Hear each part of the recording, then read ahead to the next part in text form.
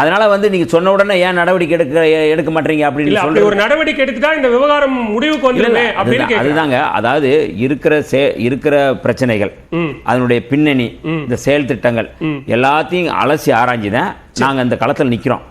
வெறுமனே நாங்க புதுசா ஆரம்பிக்கல. கடந்த 30 ஆண்டுகளாக நாங்க இந்த அரசியல் களத்தில் நிக்கிறோம் அப்படின்னா எவ்வளவு சூதுகளையும் எவ்வளவு சூழ்ச்சிகளையும் எவ்வளவு அவமதிப்புகளையும் நாங்க ஃபேஸ் பண்ணிட்டு இந்த இடத்துக்கு வந்திருப்போம். சும்மா நாங்க நிக்கல இந்த களத்துல இருந்து. அப்போ தேர்தல் புறக்கணிப்பு காலத்தில் இருந்து இந்த காலத்தில் நாங்கள் நிற்கிறோம். ஏதோ ஒரு முழுக்க 40 வருஷம் சினிமாவில் நடிச்சுட்டு கவர்ச்சி முகத்தில் நாங்கள் வரல. நாங்கள் ஜெயிலுக்கு போயிட்டு படாத பாடுபட்டு இந்த காலத்தில் நின்றுகிட்டு இருக்கிறோம். வெறும் கவர்ச்சி அரசியல் மட்டும் இல்லை, இந்த மக்களில் அவ்வளோ மோசமாக இருக்கிற மக்களை தட்டி எழுப்பி ஒரு அரசியல் படுத்த நினைச்சிட்டு இருக்கிறோம். விடுதலை சிறுத்தைகள் தான் இன்னைக்கு RSS சங் பரிவார் அமைப்புகளுக்கு சிம்ம சொப்பனமாக இருக்கிற இயக்கம். இன்னைக்கு தமிழ்நாட்டில் விடுதலை சிறுத்தைகள் தான் அகில இந்திய அளவில் இருக்கிறோம்.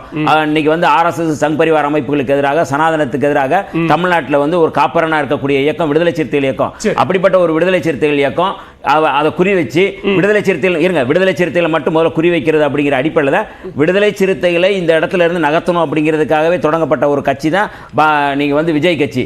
விஜய் ஏன் அம்பேத்கரை சொல்றாரு, ஏன் நீங்க இந்த இடத்துக்கு வரணும் அப்படின்னா முழுக்க அதை நோக்கி நகர்த்துறது பிஜேபியினுடைய செயல் திட்டம்.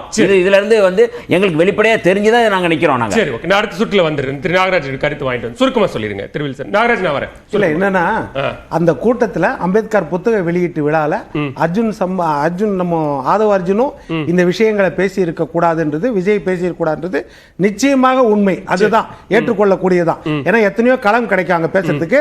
அந்த புத்தக வெளியீட்டுல அதுவும் முன்னாள் நீதிபதி சந்துரு, அரசியலுக்கு அப்பாற்பட்டவர், ஆனந்த் டெல்டும்டே இவர்கள் இருந்த இடத்துல அந்த அரசியலை பேசாம இருந்திருக்கலாம். ஆனால் விஜய் பேசியது என்னன்னா ஆனந்த் அர்ஜுனுடைய பேச்சுக்கு ஒரு ஆதரவு, ஒரு மானசீக ஆதரவு தெரிவிக்கும் விதமாகத்தான் விஜய் பேசி இருப்பார் தான் நான் நினைக்கிறேன்.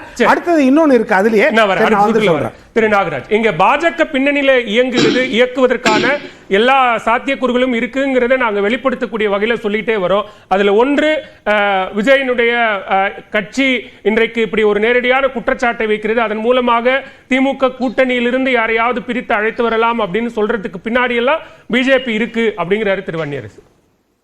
சார், அவரு விஜய் அவர்கள் பேசுகின்ற ஒவ்வொரு முறையும் பாஜகவை கடுமையா விமர்சனம் பண்றாரு.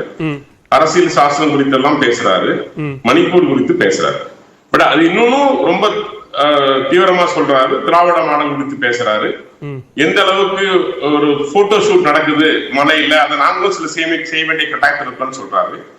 அதனால திராவிட மாடலுக்கு எதிராக பேசுறவங்க அத்தனை பேரும் நீங்க பாஜக என்று நீங்க வரிசைப்படுத்த முடியாது.